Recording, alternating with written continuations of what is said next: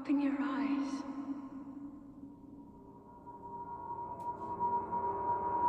Open your eyes. Wake up. Turbo Jesse. I've been asleep for the last 2 years, but Turbo Jesse is back. Donkey Kong Bonanza comes out in a few short weeks, and I'm so excited for this game. I cannot wait to sink my teeth into this one and play for hours and hours and hours. So when I was at my local Target this past weekend, just food shopping, getting some things for the house, I walked past the Nintendo kiosk, and right there on the screen it said Donkey Kong Bonanza demo.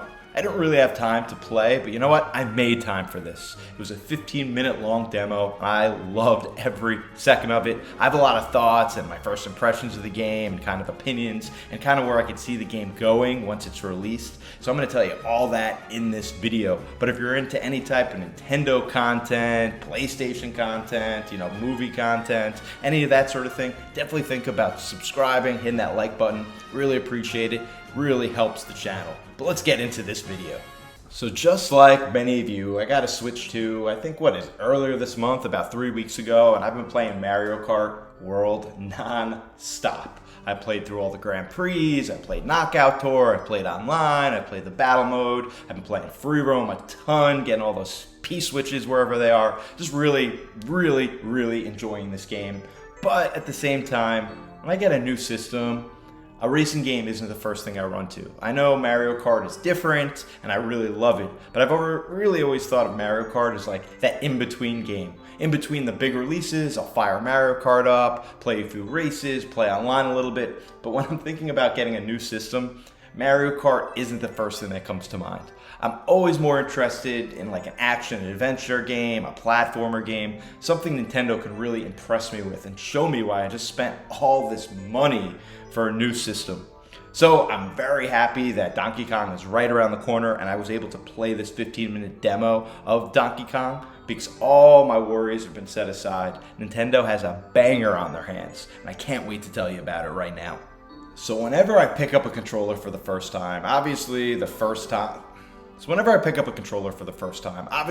thing you realize is how does the character move, how does he flow, how does it feel in your hands? And I have to tell you, this game feels great. Donkey Kong has never felt better. Just very smooth and intuitive and you're just pressing the buttons and exactly what you want the character to do, they're doing.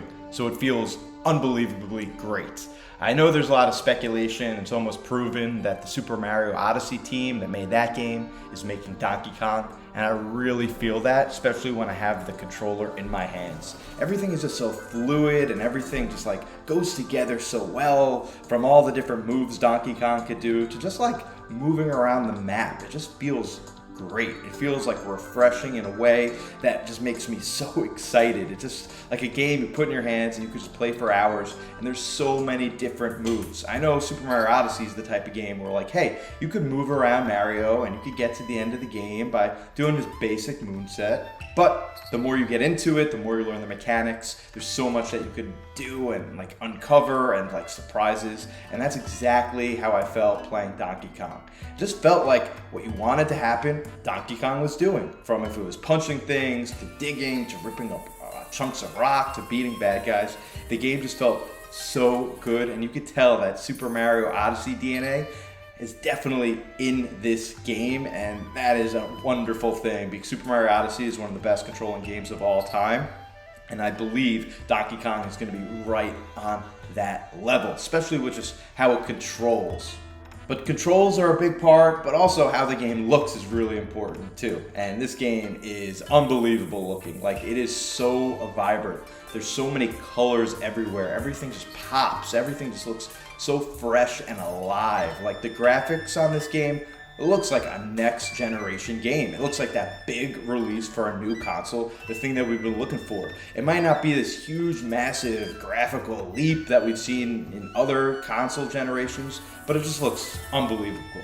There's so many particle effects going on. There's so much fluid animation for not only Donkey Kong, but all of the other characters in the game. Everybody just looks freaking perfect. And Donkey Kong looks amazing also, right? Just like the fur on his back and just this new character model, it looks freaking great. After I was playing it for a little bit, I almost forgot this is a brand new character model for Donkey Kong. It just looks like the way he's always supposed to look, from all his facial expressions to his arms and mannerisms. It just looks unbelievably good. You know, when he's fighting people, when he's just sitting around doing nothing, scratching his head, like, it's just great. Even Pauline looks unbelievable right on Donkey Kong's shoulder.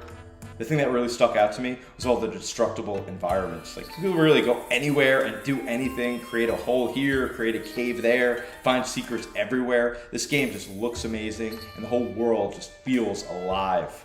And speaking of world, I'm curious how big this game is going to be. So the demo, I only played like one quick area. It was a 15-minute long demo, and I was really taking my time, kind of like walking around. I wasn't trying to just like complete goals. I was really just trying to like soak in the game.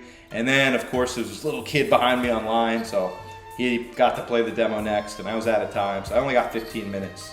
But the level I played, or the kingdom, or whatever they call it, you know, it was big. It felt really big. But I'm really curious how many of these levels are going to be in the game.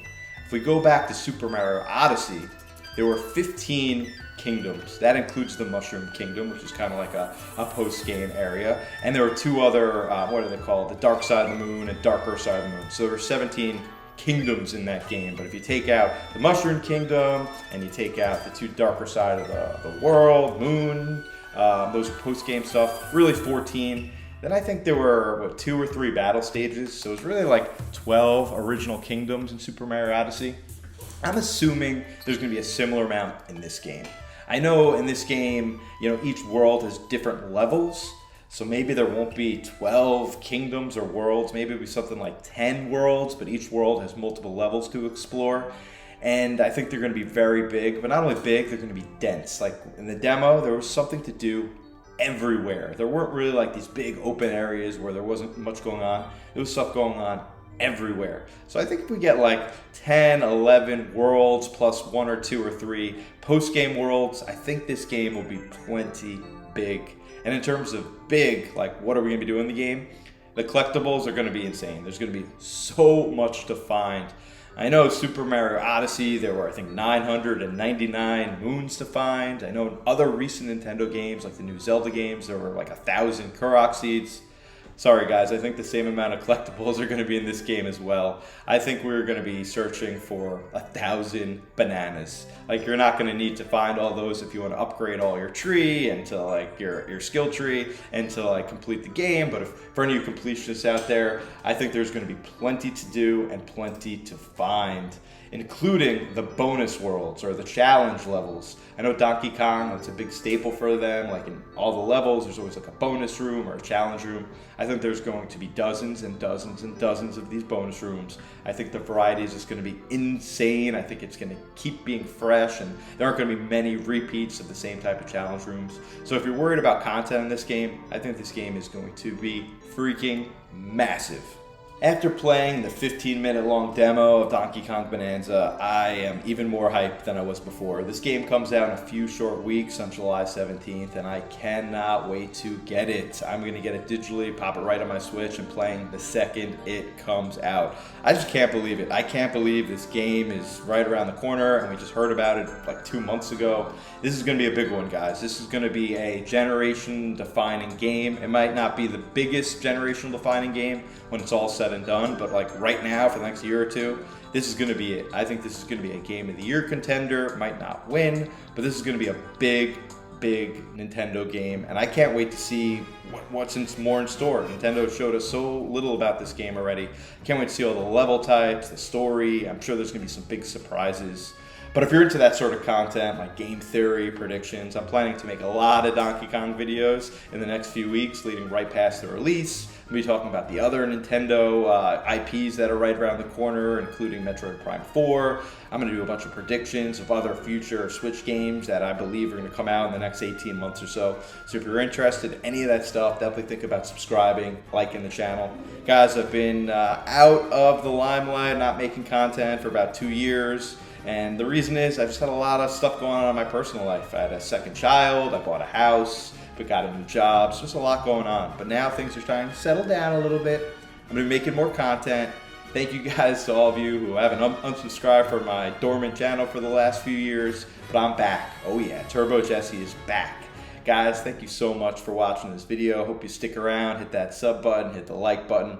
And always, guys, I'll see you on the flip side, and have a great rest of your day.